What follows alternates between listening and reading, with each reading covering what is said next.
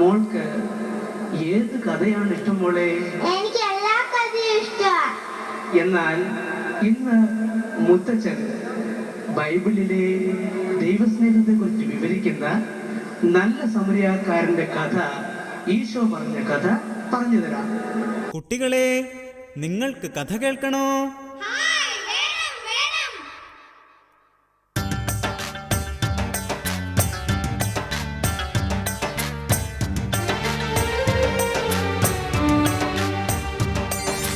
കഥ പറയാം, ഞാനൊരു കഥ പറയാം.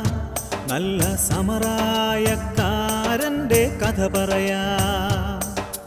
കഥ പറയാം, ഞാനൊരു കഥ പറയാം. നല്ല സമറായക്കാരൻ്റെ കഥ പറയാം.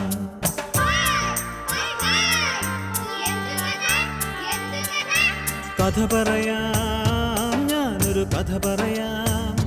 നല്ല സമറായക്കാരൻ്റെ കഥ പറയാം.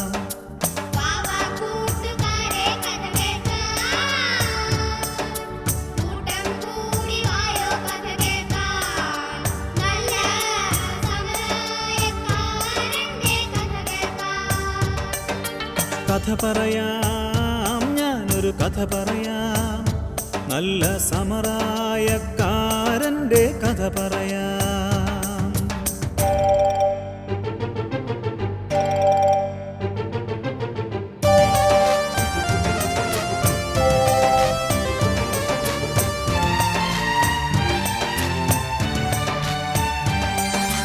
അക്കരെ ഇക്കരെ ആരും വാസം ചെയ്യാത്തൊരു വഴിയെ ഒരുവൻ യാത്ര ചെയ്തു.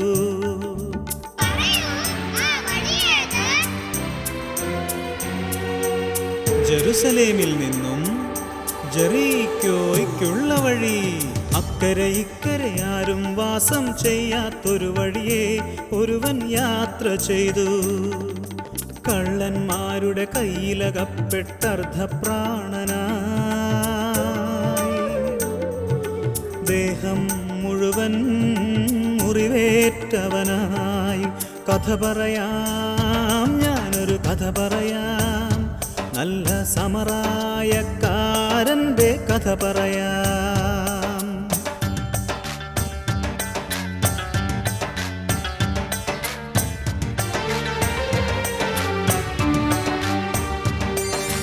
ആ വഴി വന്നൊരു പുരോഹിതൻ, പിന്നാലെ ഒരു ലേവായൻ. കണ്ടില്ല, അവർ കേട്ടില്ല, മുറിവേറ്റവനായി കിടക്കും അവനെ കണ്ടില്ല.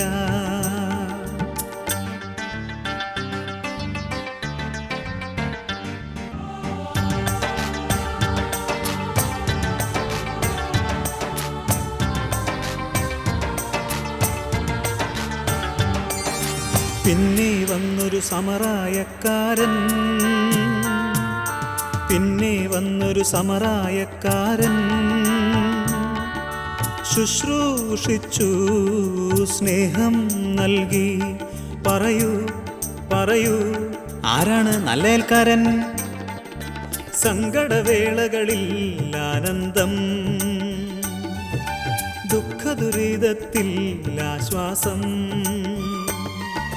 പകരുന്നവരാരോ, അവരാണ് നല്ല അയൽക്കാർ. സങ്കടവേളകളിൽ ആനന്ദം, ദുഃഖദുരിതത്തിൽ ആശ്വാസം പകരുന്നവരെല്ലാം നല്ല സ്നേഹിതരാ. കഥ പറയാം, ഞാനൊരു കഥ പറയാം. നല്ല സമറായക്കാരൻ്റെ കഥ പറയാം.